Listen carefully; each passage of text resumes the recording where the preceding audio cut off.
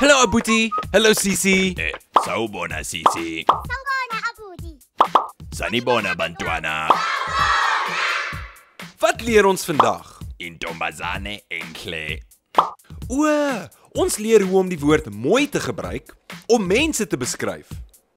Kom ons leer eers 'n paar nuwe woorde. Die woord vir meisie is intombazane. Die woord vir seun is umfana.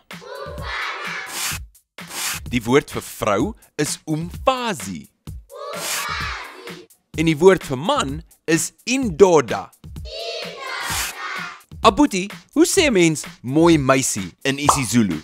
Intombazane enhle. Okay, stop vir 'n sekond. Laat ek vinnig verduidelik. Ons weet nou die woord vir meisie is intombazane. So nou gebruik ons enhle om te sê mooi. Ons sê eintlik meisie wat mooi is.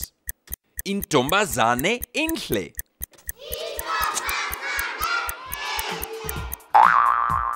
So hoe sal ons sê mooi man in isiZulu? Indoda enhle.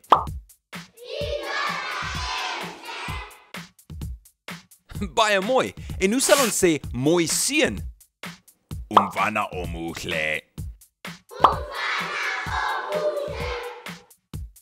Nou hoe sê ons mooi vrou in isiZulu? Umfazi omuhle.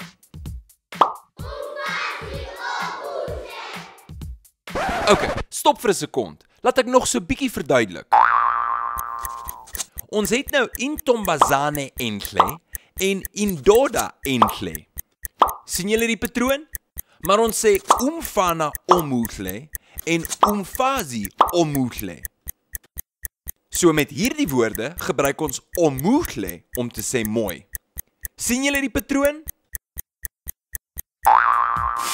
En nou kan jy mooi gebruik om 'n persoon te beskryf. Totsiens Abuti. Salani kahle.